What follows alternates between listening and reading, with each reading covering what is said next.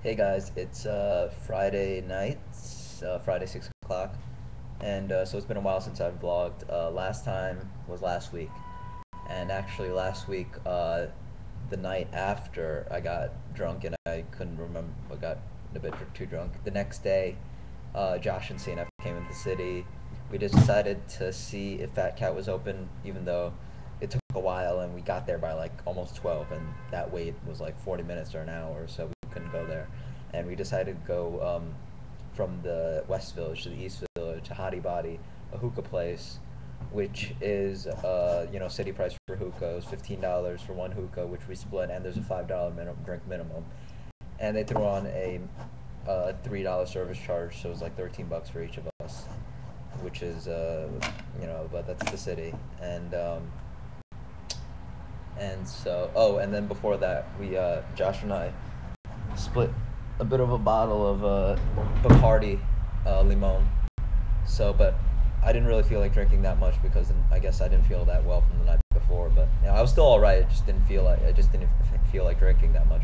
But I had a decent buzz that night, so that was a good night. And I had Monday off and didn't do anything on Sunday.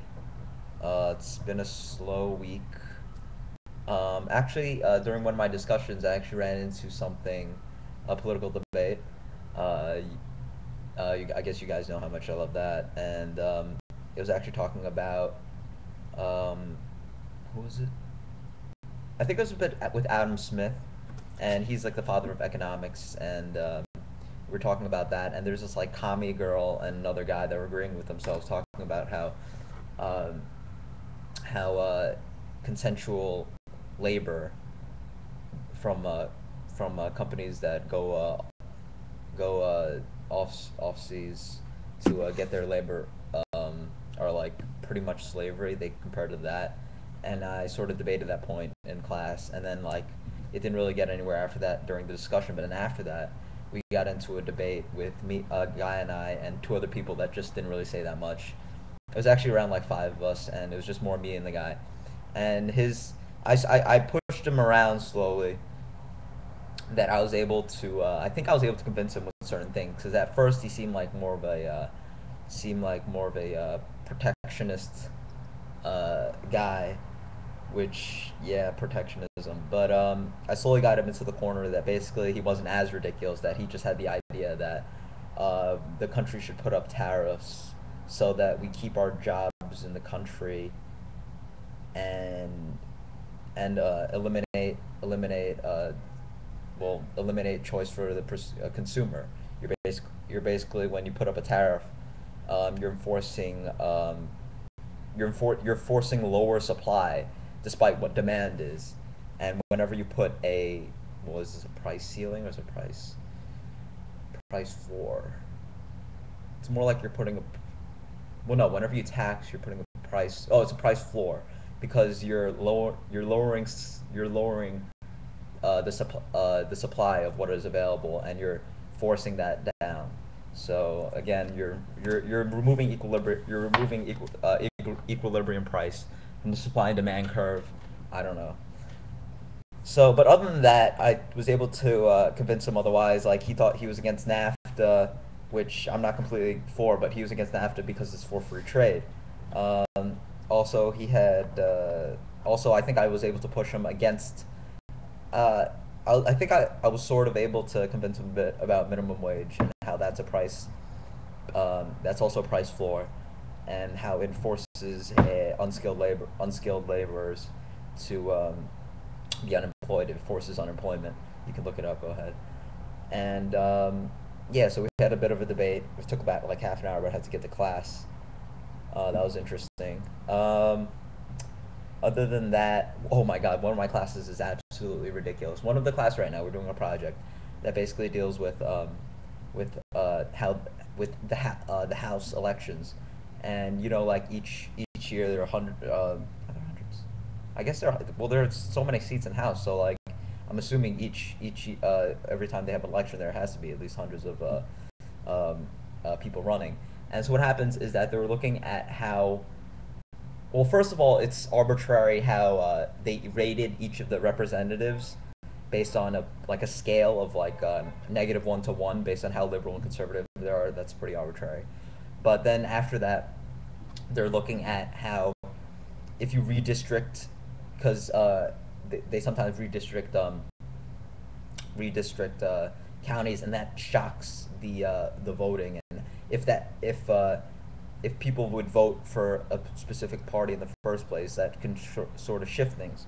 And we were sort of looking at what correlation between counties, and basically in the end, they said that parties are what cause candidates to be different, obvious, and not the fact that something was redistricted or something weird happened. Like, people are like representatives, incumbents, and the challengers to try to get into House are conservative or liberal because they are part of a party. That's just common sense. But apparently, we need to do a project on that. But the issue was that redistricting barely happens, and so basically we only had a sample size of like 8 races from 2 years.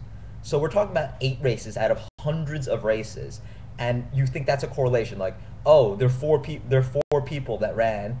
Their numbers are like this, and obviously, like, that's a clear case of small sample size. When you have hundreds of people, when you have hundreds of representatives running, and then you're only looking at 4 races and seeing a correlation between that, it's just absolutely nonsense.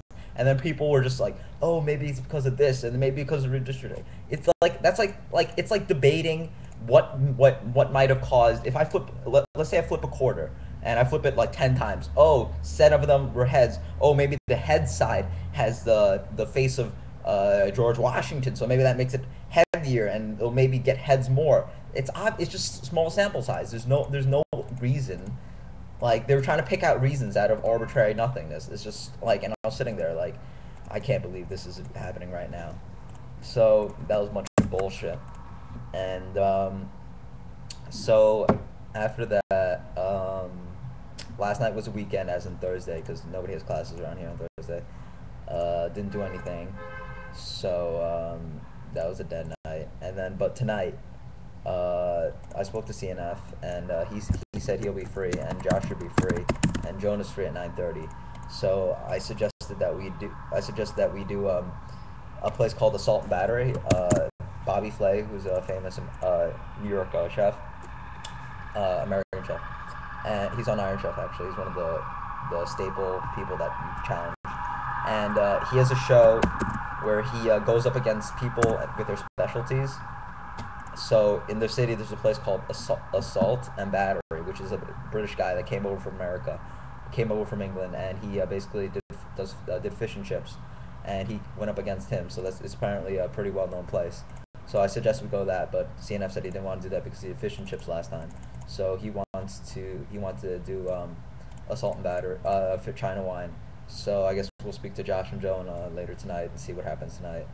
Other than that, actually last night around 2 o'clock I was still up, and my roommate had a call from some girls, or he knows, and he was and I think they were supposed to come, and he asked me, he's like, hey, you guys just you cool with some people coming over? And I'm like, yeah, sure, I guess. And then I was like, yeah, that's what I thought you'd say. I'm like, yeah, all right, what do you mean people are coming over? He's like, oh, just a bunch of drunk girls. He's like, it's not like people coming over to sit around and talk or something. I'm like, all right, yeah.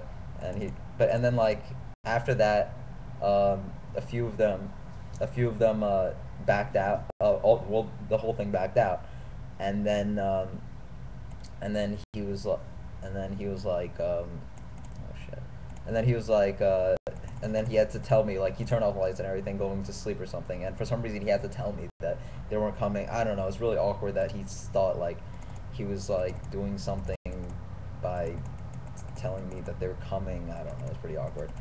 But yeah, all right. So that's about it. I'll see you guys later. Bye.